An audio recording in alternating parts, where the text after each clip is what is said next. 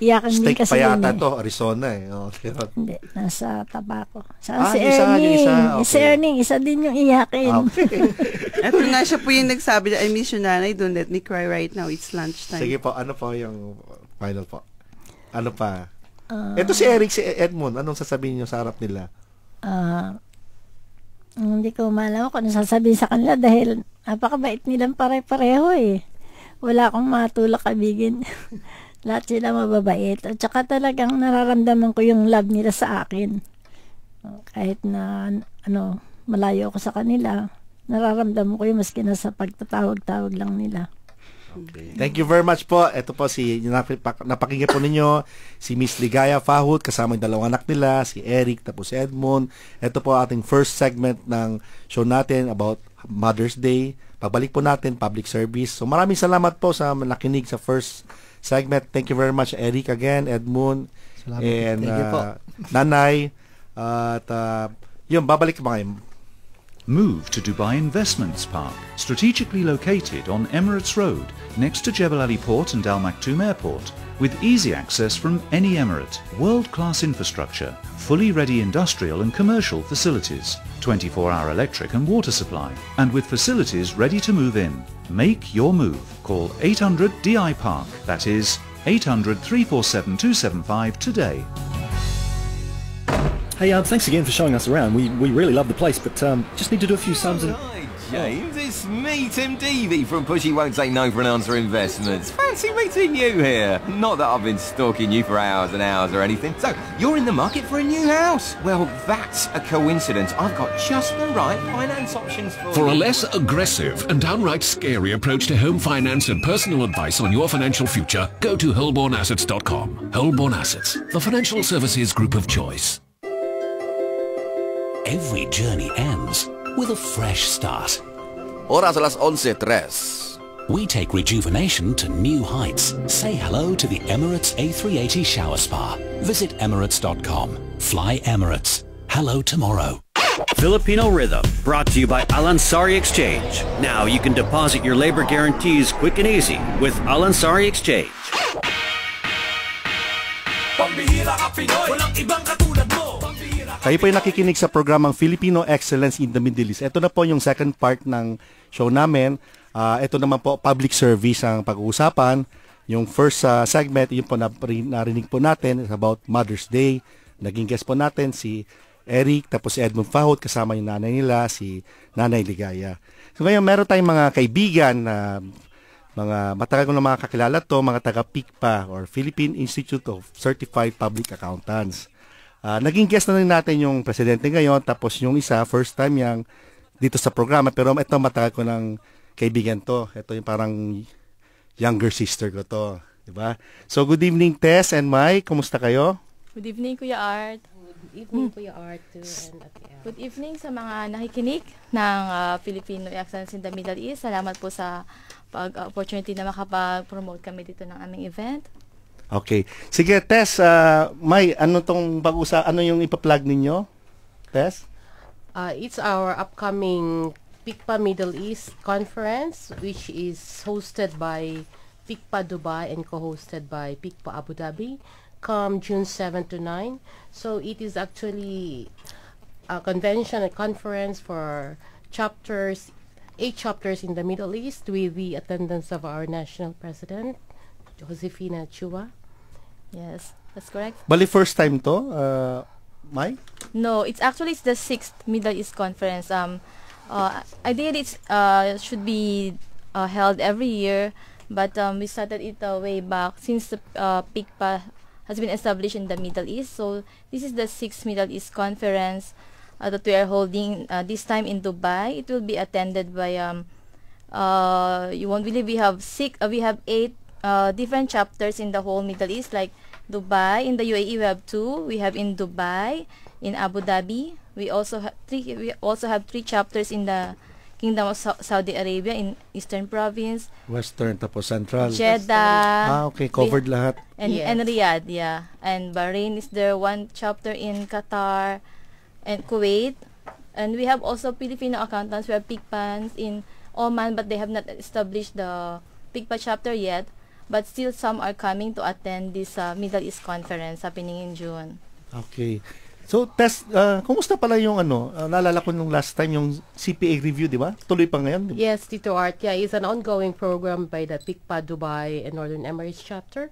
So we have a lot of reviewees and hopefully to take the CPA board exam come November. November siya. Yes. So it's an ongoing program. Dumami ngayon yung mga nagre-review? Yes. So hopefully we have more accountants. The passing rate would be better. So actually, this coming convention, we have with us our Vice Chairman for the Board of Accountancy, Dr. Rufo. So it's their chance to meet and ask the examiner himself. Mas maganda, no? Opo, at saka yung National President. So it is their chance to meet and greet. It's a fellowship. It's a fellowship event, and it's also their chance to ask, with the right persons in the Board of Accountancy and the right and in the PICPA National, what the issues are confronting them here. So okay. First hand talaga. First hand. It's a face-to-face. So it's a 3-day event. That's why we are here, because we are encouraging all other accountants and non-accountants, we call them associates, in the Middle East. Kahit hindi member ng PICPA? Or dapat member? PICPA, we have two classification. Like the CPA passers are the regular members. Okay. And the non-passers, we call them associates. Pero itong convention yung 3 days sa June, kahit hindi pa member ng PICPA, pwede mag-attend? Of course. Okay. Paano kayo makakontakt nila? So, yes. This event is open to all accountants in the Middle East. They can contact us. We have a website. It's www.picpa6mec.com, or they can email us at picpa6mec@yahoo.com, or they can call Ms. Tess at 050-731-6522, or yours truly at 050-846-7800, or our counterpart in Abu Dhabi, the President-elect of PICPA Abu Dhabi, Mr. Arner Ligo, at 050-546-3917. Wala kayong Facebook page? Or? Yeah, we do have our Facebook page. They just look for PICPA 6th MSC. It will come up, and also we have posted also in other PICPA page of the Middle East chapters. So we are trying to reach out for those who haven't received the emails or the invitation. It is their time to check on our website and register online. So we have also installment payment extended until June 31st. Magkano ulit yung fee? Magkano yung fee? The fee would be 750 dirhams. It will cover the 3-day event, starting from our opening day on Thursday, June 7, which will be. We will start with the bowling tournament, then followed by the Dough Cruise dinner and in the evening to meet and to welcome all the delegates, because we will be having delegates from Manila as well. This is the team of the National President and some other, like the Northern Luzon chapters. And the fee will include also the 2-day technical session in Shangri-La Plaza and the gala night in the evening on day 2 on June 8. And Shangri-La Plaza also. Ang dami pala, no? So it's a 3-day event. So it's a meet and greet one. So it's a chance for us to network as well. And the theme for our gala night is 1950s and 60s. So all chapters are very ready for their presentation with that theme. So sayawan at saka so naka-attire din tayo ng 1950s. Sigurado ako yung bowling si Dante Heras diyan kasama. Yes, sir. He is listening to us right now, actually. Alam ko sa bowling Sir si Dante. Hi. Excited yan sa bowling, Yes. I'd like to know what makes it different from the previous one. The previous one, you have attended. It's just a local General Assembly. So it's just the attendees are just members from Dubai and Northern Emirates chapter. This one is open to all the 8 chapters. It's Middle East Conference. All right. Plus attendance from the PICPA National. Bakit nyo naisipan magkaroon ng ganitong event?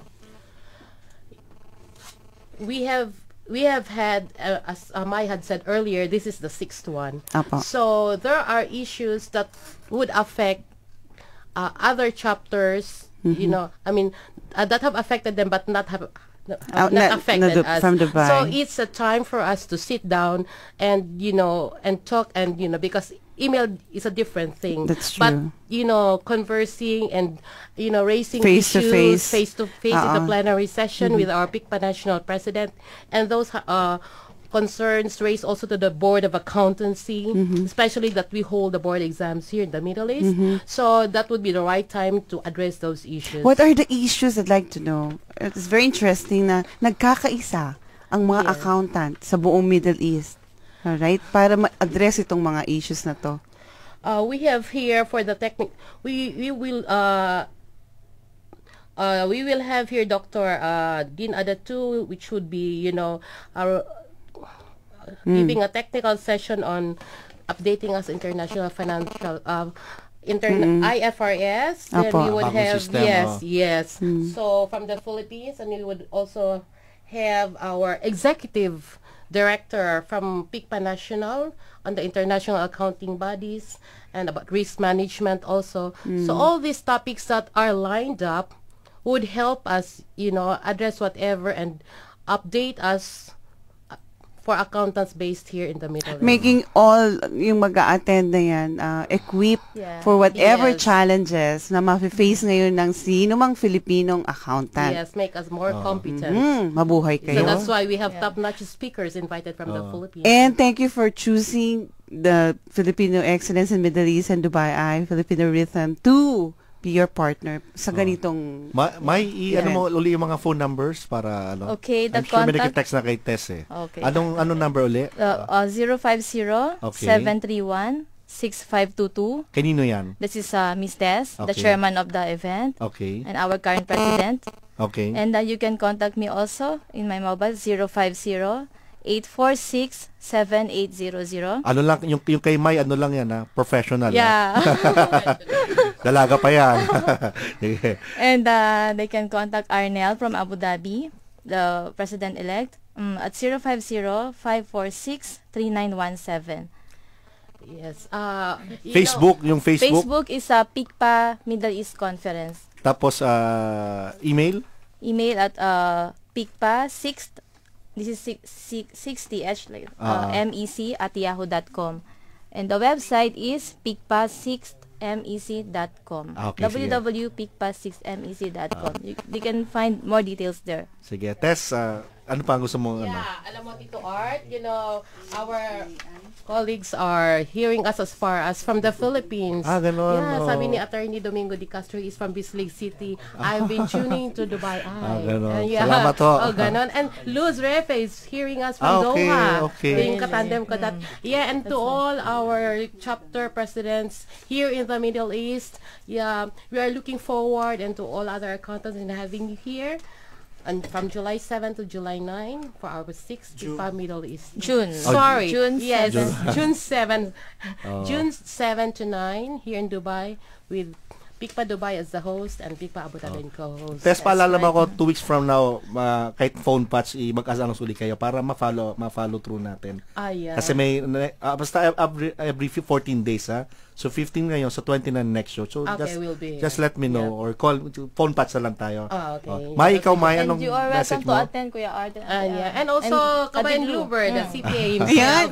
You're so You are quiet. our guest, actually. Ano mo ba yan si Bluebird? He's a member. Cum laude yan. Accounting. Carolinian din yan. By the way, sa lahat ng Schoolmate listeners, si Daddy Blue po ay CPA at member po siya ng PICPA Dubai. Yeah, Correct. Di ba bawal yun i-announce? I don't know. I mean, we are proud of our profession, di ba? Yes.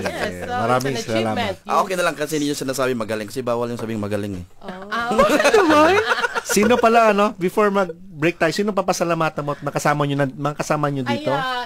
Here with us also is our head for the Speakers Bureau, Mr. Randy Lorenzo.